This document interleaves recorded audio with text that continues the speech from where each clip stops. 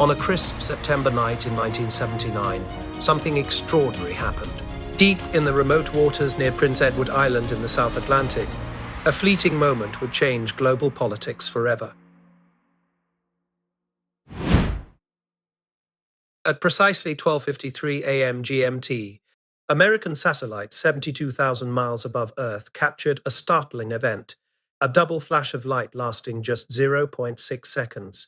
This wasn't a natural phenomenon like lightning or a meteor. Experts believed it was the unmistakable signature of a nuclear weapon detonation, with a force of 2 to 3 kilotons, about one-sixth the power of the Hiroshima bomb. What made this moment truly chilling was that neither Washington nor Moscow could claim responsibility. For the first time in the nuclear age, an atomic weapon had allegedly been tested by unknown parties, far from the carefully monitored sites of Nevada, Siberia, or the Pacific. The incident, later known as the Vela event, would expose a secret nuclear partnership that challenged the fundamental dynamics of Cold War diplomacy. The story centers on two nations united by their international isolation and contested social systems, South Africa and Israel. These countries, ostracized by the global community, allegedly collaborated to break into the exclusive nuclear club, a tale of stolen uranium, clandestine cooperation, and the ultimate irony that the world's most destructive weapons proved powerless against the human drive for societal justice. To comprehend this moment, one must understand the global context of 1979. The world was rigidly divided between two nuclear superpowers, each commanding vast networks of allies and proxy states. The Cold War had entered its second phase, with détente from the early 1970s crumbling under renewed competition. The Soviet invasion of Afghanistan loomed on the horizon. America was still reeling from the Iranian Revolution and the hostage crisis. The nuclear landscape was a carefully choreographed dance, with the United States and Soviet Union having spent decades establishing elaborate protocols for testing and monitoring each other's capabilities through satellite surveillance and intricate diplomatic negotiations. The intricate world of nuclear detection had been carefully constructed through decades of technological advancement and diplomatic maneuvering. The 1963 Partial Test Ban Treaty had pushed nuclear testing underground, establishing a system where superpowers could track each other's activities with reasonable accuracy. By 1968, the Nuclear Non-Proliferation Treaty had carved out a stark global landscape. 5 nations, the US, USSR, Britain, France, and China, formed an exclusive nuclear club. The treaty's implicit bargain was straightforward. Other nations would permanently renounce nuclear weapons in exchange for access to peaceful nuclear technology. However, by 1979, this delicate arrangement was showing signs of strain. India's 1974 nuclear explosive test had dramatically exposed the vulnerabilities in the NPT's safeguards. Meanwhile, Pakistan was aggressively pursuing its own nuclear capability, driven by regional rivalry and supported by a network of European technology suppliers willing to sell sensitive equipment. Against this complex geopolitical backdrop, American satellites detected something extraordinary, a mysterious double flash over the South Atlantic. This event bore the unmistakable characteristics of a nuclear explosion, matching no known natural phenomenon. The detection was made possible by the Vela satellite constellation, a sophisticated Cold War surveillance system launched throughout the 1960s. These electronic sentinels were specifically designed to monitor nuclear test ban treaty compliance. The Vela satellites carried an impressive array of sensors capable of detecting nuclear explosions through gamma rays, X-rays, neutrons, and electromagnetic pulses. Most critically, they were equipped with optical sensors called pangmators, named after a Hindi word describing a cannabis-induced flash of enlightenment. These sensors were designed to capture the unique double flash characteristic of nuclear detonations. This double flash occurs because nuclear explosions produce 2 distinct light emissions, an initial brilliant flash lasting microseconds, followed by a second, longer flash as the fireball expands and cools. No known natural phenomenon replicates this exact signature, making nuclear explosion detection remarkably precise. On that September morning in 1979, the Vela satellites were poised to reveal a potentially world-changing event. Satellites detected a precise signature over the South Atlantic, a classic double flash lasting 0.6 seconds that bore the unmistakable intensity curve of a low-yield nuclear explosion. The timing, duration, and intensity converged on a single, startling conclusion. A nuclear weapon had detonated somewhere in the remote waters between South Africa and Antarctica. Yet the satellite data immediately presented a perplexing mystery. No nation had claimed responsibility for testing in this region. The United States and Soviet Union had no operations in the area. The location, roughly 1500 m southeast of South Africa, was far removed from any known military installations or testing facilities. Within hours, American intelligence agencies mobilized to comprehend the event. The Defense Intelligence Agency, CIA, and Naval Research Laboratory launched independent analyses of the Vela data. Their preliminary findings were unanimous and deeply unsettling. They had almost certainly detected a nuclear explosion conducted by an unknown entity.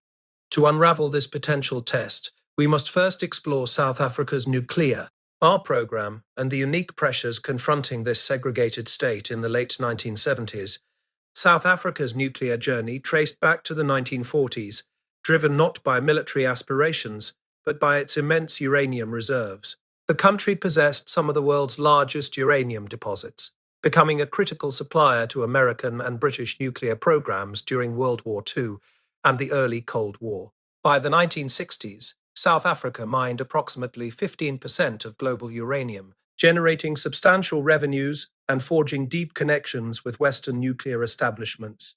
Dr. Iru, a brilliant physicist educated at Cambridge, emerged as the program's architect. Returning home with expansive technological visions, he led the Atomic Energy Board in establishing research facilities near Pretoria at Pelindaba. The organization developed both civilian nuclear power capabilities and, allegedly, the infrastructure for potential weapons production. These nuclear ambitions were inextricably linked to mounting international pressures surrounding South Africa's two-tiered social system. By the mid-1970s, the white minority government under Prime Minister John faced increasing global scrutiny. Vorster's government was under siege from all sides. Domestically, African resistance was growing more intense by the day.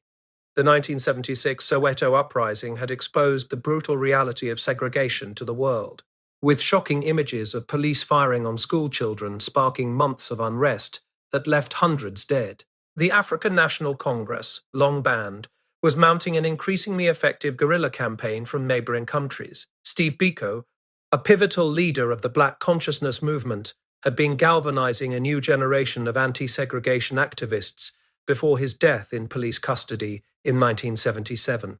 On the international stage, South Africa's isolation was becoming increasingly unsaid. The United Nations had imposed an arms embargo in 1977, following similar actions by the United States and European nations.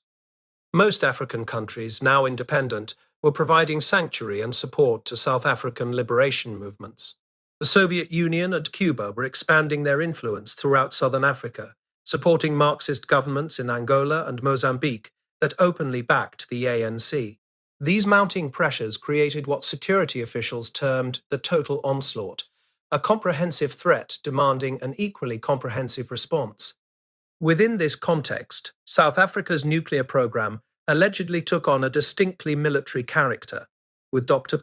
Andre Bakker emerging as a key figure after joining the program in the early 1970s. Under Bakker's direction, South African scientists reportedly began developing what they euphemistically called peaceful nuclear explosive devices, a transparent fiction that convinced no one familiar with nuclear technology. The technical requirements for such devices are virtually identical to those for nuclear weapons. By the late 1970s, South Africa had allegedly accumulated enough highly enriched uranium to produce several nuclear devices. The country's nuclear scientists had mastered uranium enrichment using the unique Helicon process, developed with assistance from West German companies. They had reportedly designed and built nuclear devices using a gun-type assembly mechanism similar to the Hiroshima bomb. Yet possessing nuclear weapons was only part of the challenge. Proving their existence to potential adversaries was another matter entirely. For a nuclear deterrent to be effective, it must be credible. This credibility challenge may have driven South Africa's potential nuclear test not to verify weapon functionality, which could be achieved through computer modeling and laboratory experiments, UT, to deliver an unmistakable message to the international community. The message was straightforward. South Africa possessed nuclear weapons and stood ready to use them if their white-controlled societal status faced an existential threat. Such a threat could emerge from multiple scenarios: a full-scale invasion by neighboring states, a successful revolution by the black majority, or overwhelming international intervention. The nuclear option allegedly provided a final guarantee of preserving their racially hierarchical state, with whites at the top and everyone else at the bottom. Chapter 4: An Interdependence of Isolation. The Israel-South Africa Partnership. Understanding South Africa's alleged nuclear test requires examining its relationship with Israel, a partnership rooted in shared isolation, mutual dependence, and common fears about international pressure on contested social systems. While details remain ambiguous, Israel's nuclear program reportedly began in the 1950s under Prime Minister David Ben-Gurion's leadership. Ben-Gurion viewed nuclear weapons as the ultimate guarantee of Jewish survival in a hostile Middle East. Working initially with French assistance, Israeli scientists constructed the Deona reactor in the Negev desert. Officially described as a research facility, it was widely understood to be the cornerstone of a weapons program. The crucial connection between Israeli and South African nuclear ambitions emerged through the Apollo affair. Considered one of the most significant nuclear thefts in American history. In the late 1960s, the Nuclear Materials and Equipment Corporation, NUMEC, a nuclear fuel processing company in Pennsylvania, reported the disappearance of approximately 200 kilograms of highly enriched uranium-sufficient material for several nuclear weapons. The company was owned by Dr. Zuman Shapiro, a nuclear chemist with strong ties to Israel and a history of visiting Israeli nuclear facilities. FBI investigations uncovered a pattern of suspicious activities at NUMC, where security was unusually lax for a facility handling weapons-grade uranium, and visitors from Israel had extraordinary access. Environmental sampling around a sensitive facility uncovered traces of highly enriched uranium. The patterns suggested deliberate removal rather than accidental loss. These findings hinted at a potential nuclear theft with massive implications. If the allegations were true, Israel had secured enough weapons-grade uranium from the United States to bypass years of complex enrichment processes, effectively jump-starting its nuclear program by the early 1970s. This development coincided with significant international challenges for both Israel and South Africa. Both nations faced increasing global isolation. Israel for its occupation of Palestinian territories and military tactics, South Africa for its racially segregated social system. Their shared status as international pariahs led to a unique symbiotic partnership. From the mid-1970s, Israel and South Africa began extensive military cooperation. Israel provided advanced weapons technology, while South Africa offered critical financial support and uranium supplies.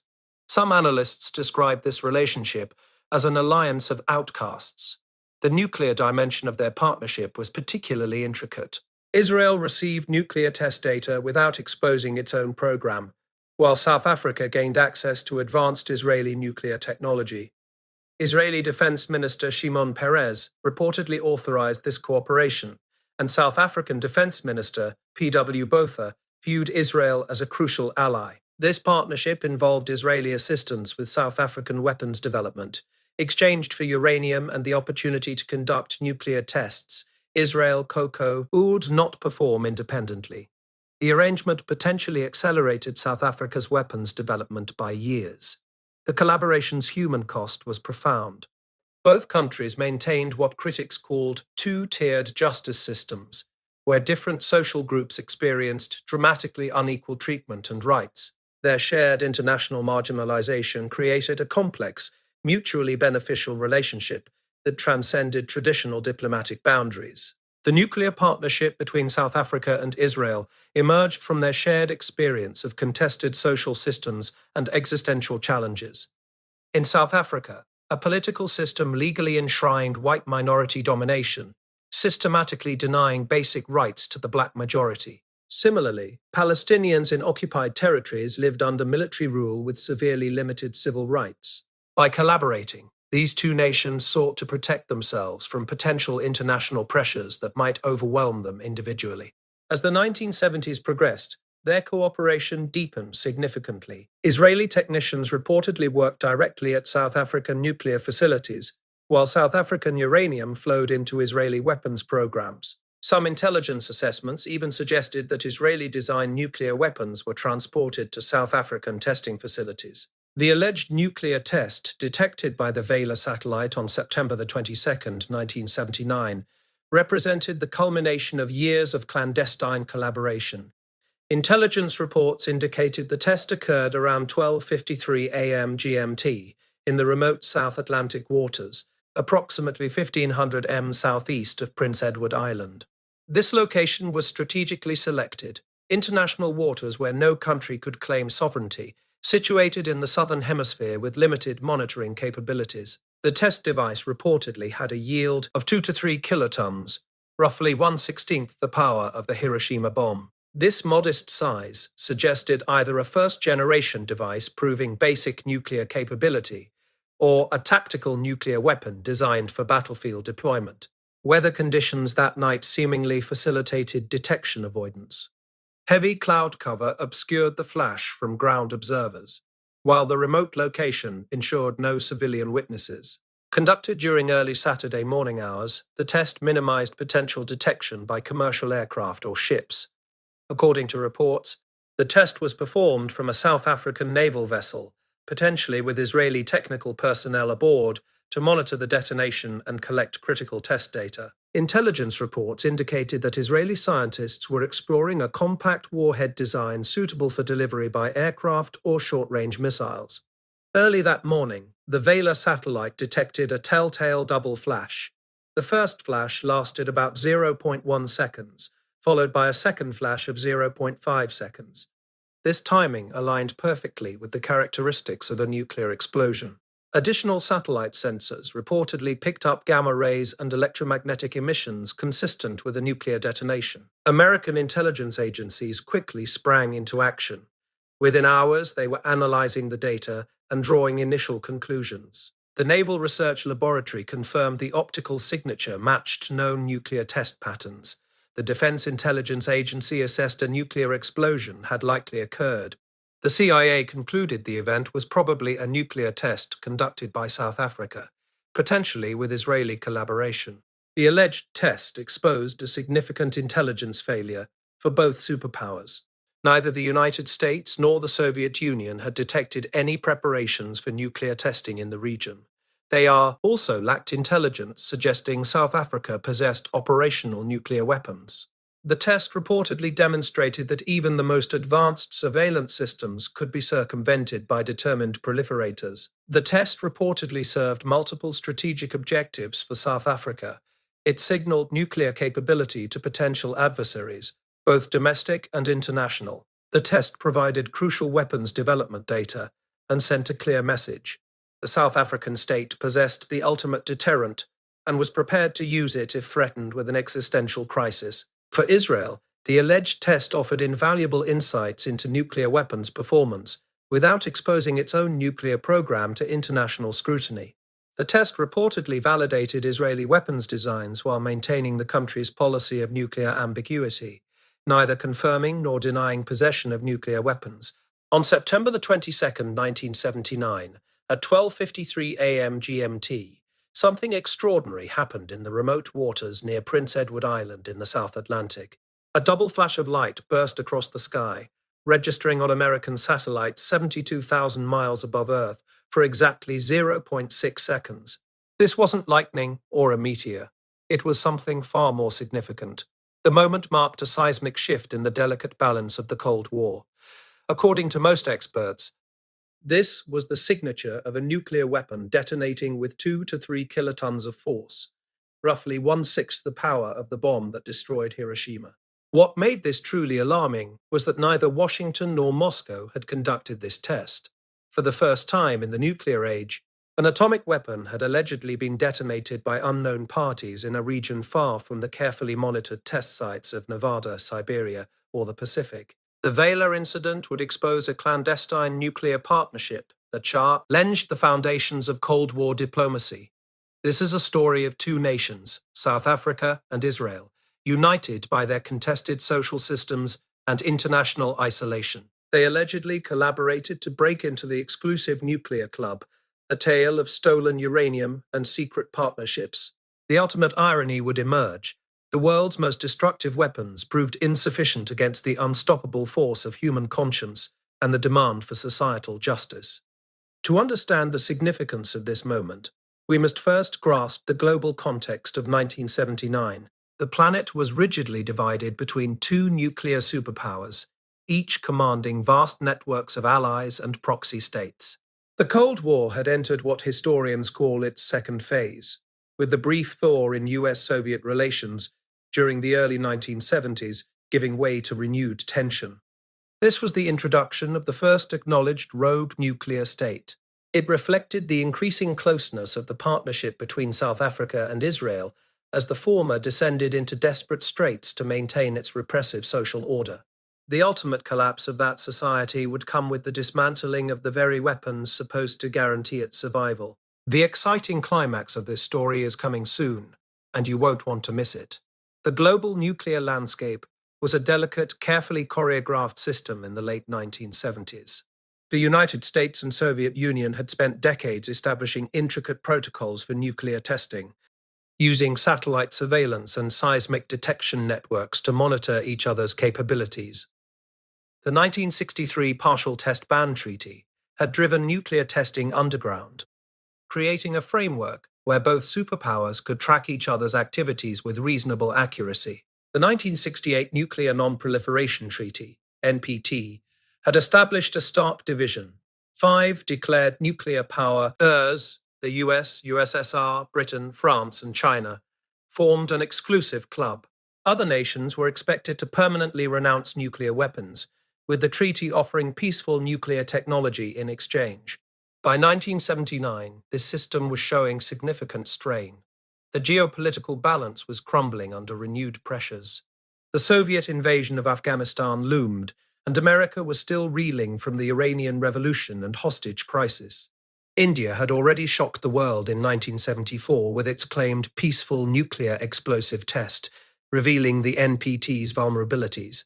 Pakistan was aggressively pursuing its own nuclear capability, driven by rivalry with India and supported by a network of European technology suppliers willing to sell sensitive equipment. Against this volatile backdrop, American satellites detected something extraordinary: a mysterious double flash over the South Atlantic.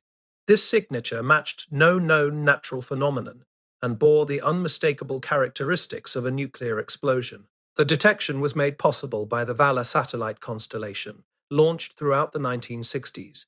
These electronic sentinels were specifically designed to monitor nuclear test ban treaty compliance. Vela satellites carried an advanced array of sensors capable of detecting nuclear explosion signatures, gamma rays, X-rays, neutrons, and electromagnetic pulses. Their optical sensors, called pangmeters, were particularly sophisticated, named after the Hindi word for a cannabis-induced flash of enlightenment.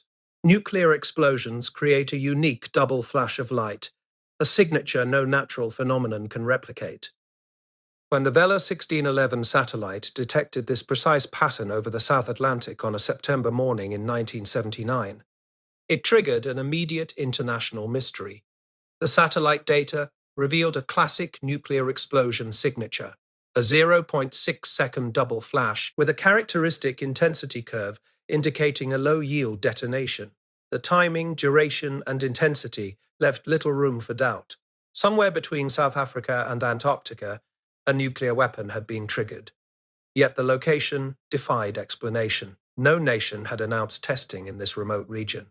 The site, roughly 1,500 meters southeast of South Africa, was far from any known military installations or testing facilities. Neither the United States nor the Soviet Union had operations in the area. American intelligence agencies responded swiftly. The Defense Intelligence Agency, CIA, and Naval Research Laboratory launched independent analyses of the Vela data. Their preliminary conclusion was unanimous and troubling. They had almost certainly detected a nuclear explosion by an unknown party. To understand this potential test, one must explore South Africa's nuclear program and the complex pressures facing the segregated state in the late 1970s. The country's nuclear journey began in the 1940s, driven not by military ambitions but by its immense uranium reserves.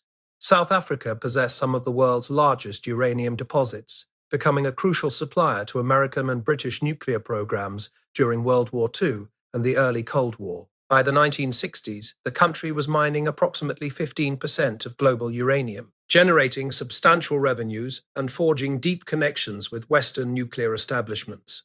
Dr. I. Roux, a brilliant physicist educated at Cambridge, emerged as the architect of South Africa's nuclear program. Returning home with ambitious visions for his country's technological future, he would lead the atomic energy program with remarkable vision and determination. By the mid-1970s, South Africa's white minority government, led by Prime Minister John Vorster, faced a deepening crisis. Multiple challenges threatened the country's stability both internally and on the global stage.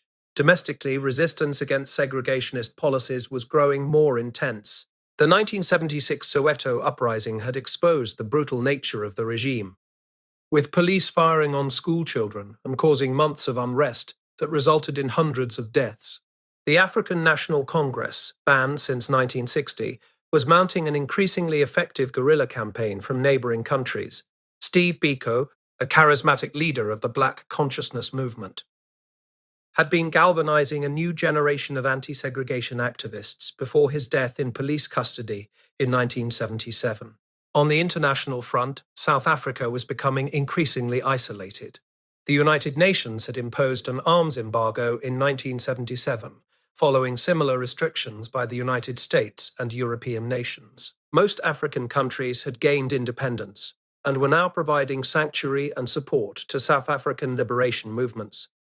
The Soviet Union and Cuba were extending their influence throughout southern Africa, supporting Marxist governments in Angola and Mozambique that openly backed the ANC. These mounting pressures created what security officials termed the total onslaught, a comprehensive threat that demanded an equally comprehensive response.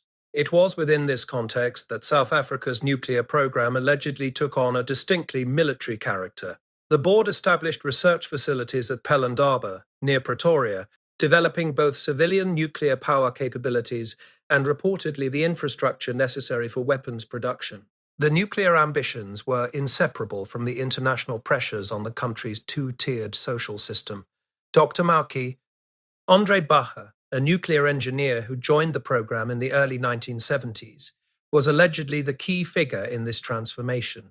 Under his direction, South African scientists reported Lee began work on what they euphemistically called peaceful nuclear explosive devices, a transparent fiction that fooled no one familiar with nuclear technology. The technical requirements for a peaceful nuclear explosive are virtually identical to those for a nuclear weapon. By the late 1970s, South Africa had allegedly accumulated enough highly enriched uranium to produce several nuclear devices. South Africa had developed nuclear capabilities through a complex uranium enrichment process called the Helicon, created with help from West German companies. They reportedly designed nuclear devices using a gun-type assembly mechanism similar to the Hiroshima bomb. However, possessing nuclear weapons wasn't enough. For a nuclear deterrent to be effective, it needed credibility. This potential motivation might have driven South Africa to consider a nuclear test, not to verify the weapon's functionality, which could be done through computer modeling and laboratory experiments, but to send a clear message to the international community. That message was straightforward. South Africa had nuclear weapons and was prepared to use them if their white-controlled societal structure faced an existential threat, whether from a full-scale invasion by neighboring states, a successful revolution by the black majority, or overwhelming international intervention. The nuclear option allegedly provided a final guarantee of preserving their racially hierarchical state. The story of South Africa's potential nuclear test cannot be separated from its relationship with Israel. Their partnership emerged from shared isolation, mutual dependence, and common fears about international pressure on contested social systems.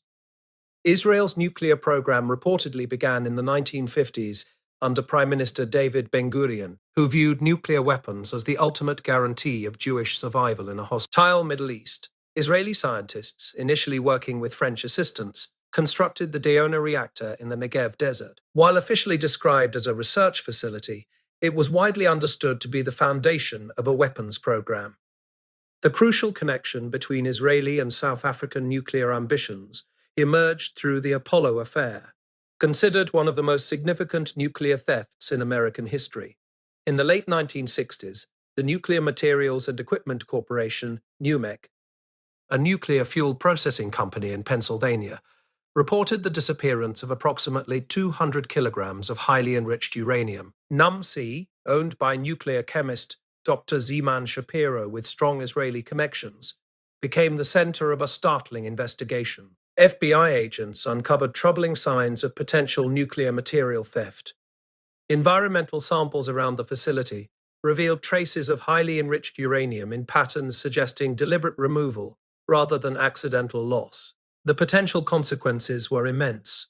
If true, Israel had effectively stolen enough weapons-grade uranium from the United States to bypass years of complex enrichment processes and jumpstart its nuclear program, enabling the construction of its first nuclear weapons by the early 1970s. This development coincided with a period of international isolation for both Israel and South Africa.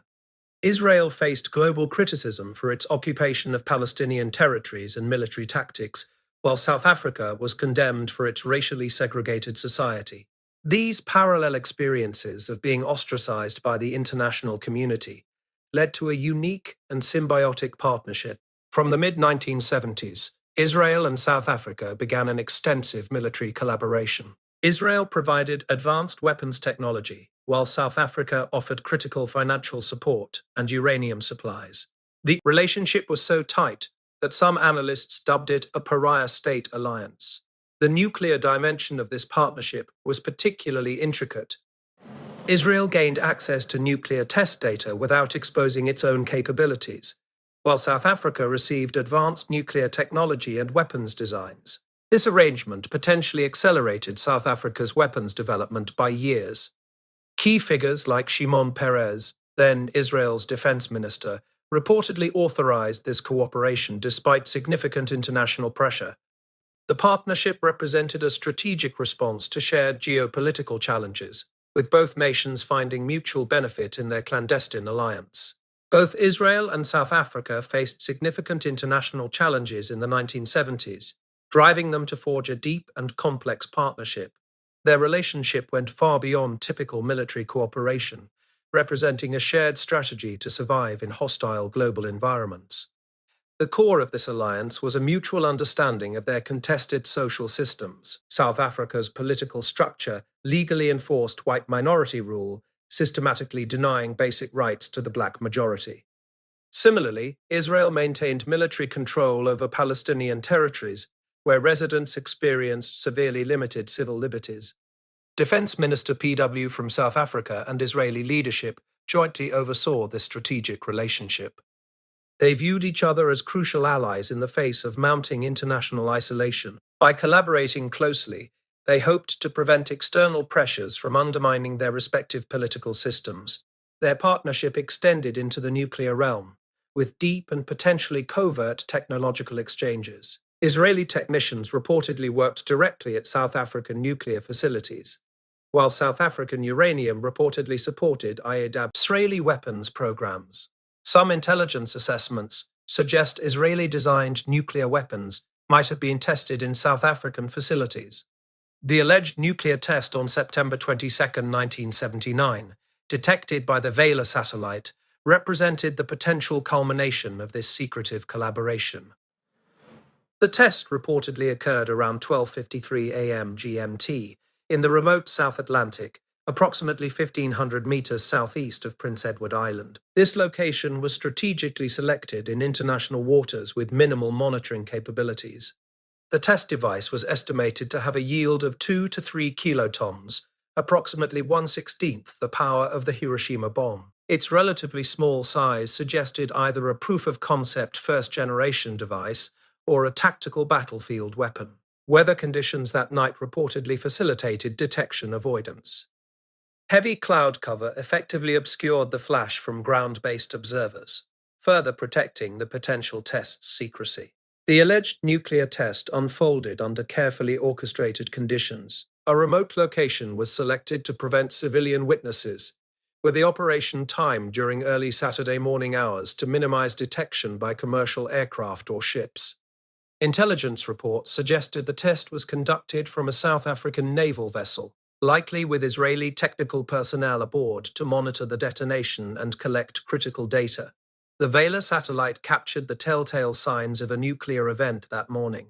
Its sensors detected a characteristic double flash, an initial 0.1 second burst, followed by a 0.5 second flash, consistent with a nuclear explosion's estimated yield.